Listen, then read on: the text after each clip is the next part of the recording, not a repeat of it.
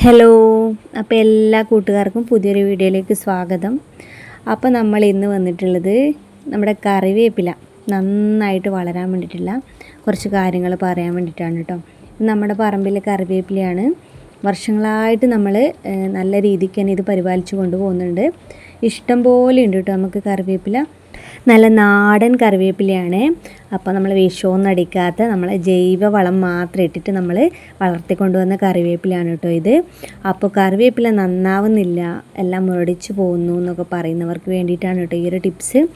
ഇപ്പം ഞാൻ ചെയ്യുമ്പോൾ തന്നെ നിങ്ങൾക്ക് മനസ്സിലായിട്ടുണ്ടാവും അല്ലേ. നമ്മൾ ആദ്യമായിട്ട് തന്നെ നമ്മൾ കറിവേപ്പില വെച്ച് കൊടുത്തിട്ട് അത് കുറച്ച് ഇലകളൊക്കെ വന്നു തുടങ്ങുമ്പോൾ നമ്മൾ ആദ്യം തന്നെ ചെയ്യേണ്ട കാര്യം എന്ന് വെച്ചാൽ അതിൻ്റെ തലപ്പത്തി ഒന്ന് ഇതുപോലെ നുള്ളിക്കൊടുക്കുക എന്നുള്ളതാണ്. നമ്മൾ അത് നുള്ളുന്നതിനനുസരിച്ച് അത്രയും നല്ല കരുത്തോടെ അത് പിന്നീട് നല്ല രീതിക്ക് തന്നെ വളർന്നു വരും കേട്ടോ. നമ്മൾ മാസത്തിലൊരിക്കൽ ജൈവവളം ഇട്ട് കൊടുക്കുക. പിന്നെ എന്താണെന്ന് വെച്ചാൽ നമ്മുടെ കഞ്ഞിവെള്ളമില്ലേ, നമ്മൾ പൊളിപ്പിച്ച കഞ്ഞിവെള്ളം, അതും വളരെ നല്ലതാണ് നമ്മുടെ കറിവേപ്പിലേക്ക് ഒഴിച്ചു കൊടുക്കുന്നത്.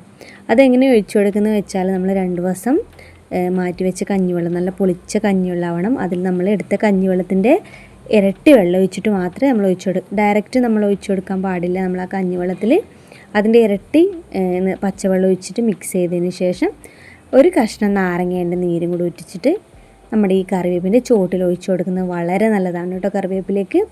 ഇത് ഞാൻ കാണുന്ന പോലെ ഇതുപോലെ കറിവേപ്പിലയുടെ തലപ്പത്തി ഒന്ന് നുള്ളി കൊടുക്കണം. അപ്പോൾ വീണ്ടും നല്ല കരുത്തോടെ നമ്മുടെ കറിവേപ്പില വളരും കേട്ടോ. അതാണ് നമ്മൾ ആദ്യം തന്നെ ചെയ്യേണ്ടത്. പിന്നെ നമ്മൾ മാസത്തിലൊരിക്കൽ നമ്മുടെ ഈ കറിവേപ്പിൻ്റെ ചോടൊന്ന് ഇളക്കി കൊടുക്കണം. നമ്മുടെ മണ്ണൊന്ന് ഇളക്കി കൊടുത്തതിന് ശേഷം നമുക്ക് ജൈവവളങ്ങൾ ഇട്ട് കൊടുക്കാം. അത് ചാണകവളമായാലും ആട്ടിൻ കാഷ്ടമായാലും എന്താണ് നമ്മളെടുത്തില്ല ജൈവവളം എന്ന് വെച്ചാൽ നമുക്ക് അത് ഇട്ട് കൊടുക്കാവുന്നതാണ്. നമ്മളങ്ങനെ കറിവേപ്പില വെച്ചിട്ട് ഒരു 3-4 മാസം വരെ നമ്മളങ്ങനെ പരിചരിച്ചാൽ മതി. പിന്നെ നമ്മുടെ കറിവേപ്പ് നന്നായിട്ട് വളരും കേട്ടോ. പിന്നെ നമ്മൾ ചെയ്യേണ്ട കാര്യം എന്ന് വെച്ചാൽ ഇതിൻ്റെ തലപ്പത്തി ഒന്ന് നുള്ളി കൊടുക്കുക എന്നുള്ളതാണ് കേട്ടോ. അപ്പോൾ ഈ മഴക്കാലത്തൊക്കെ നമ്മൾ ഇതിൻ്റെ തലപ്പത്തി നുള്ളി കൊടുക്കുമ്പോൾ നന്നായിട്ട് തന്നെ കുലകുലയായിട്ട് നമ്മളെ കറിവേപ്പില വളരും കേട്ടോ. അപ്പം നമ്മുടെ വീട്ടിൽ ഇത് വർഷങ്ങളായിട്ട് നമ്മൾ ഇതുപോലെ പരിപാലിച്ച് കൊണ്ടുപോകുന്നുണ്ട് നമ്മുടെ കറിവേപ്പില. യാതൊരു കുഴപ്പമില്ല കേട്ടോ. അപ്പോൾ കറിവേപ്പില തഴച്ച് വളരുന്നില്ല, എല്ലാം മുരടിച്ച് പോകുന്നു എന്നൊക്കെ പറയുന്നവരോട് ഒരു കാര്യം, ഇതിൻ്റെ ഒരു തൈ കിട്ടുവാണെങ്കിൽ ഞാൻ ഈ പറഞ്ഞ രീതിയിൽ നിങ്ങളൊന്ന് ചെയ്ത് നോക്കുക. അപ്പോൾ കറിവേപ്പിലേക്ക് നമ്മൾ ഇട്ട് കൊടുക്കേണ്ട വേറൊരു വിദ്യ ഞാൻ നേരത്തെ പറഞ്ഞു. അതായത് നമ്മുടെ കഞ്ഞിവെള്ളം, തലേനാളത്തെ പൊളിപ്പിച്ച കഞ്ഞിവെള്ളത്തിൽ ഒരു കഷ്ണം ചെറുനാരങ്ങ നീരും കൂടെ ഒഴിച്ചു കൊടുത്തിട്ട് ഇതിൻ്റെ ചോട്ടിൽ ഒഴിച്ചു കൊടുക്കുന്നത് വളരെ നല്ലതാണ് കേട്ടോ. അപ്പോൾ ഇതിന് മുമ്പ് ഞാൻ ഇതിൻ്റെ ഒരു വീഡിയോ ചെയ്തിട്ടുണ്ട്. അതെങ്ങനെയാണ് നമ്മൾ കറിവേപ്പിലേക്ക് ഒഴിച്ചു കൊടുക്കേണ്ടത് എന്നുള്ളത്. ആ ഒരു വീഡിയോ കണ്ടാൽ അത് മനസ്സിലാവും കേട്ടോ.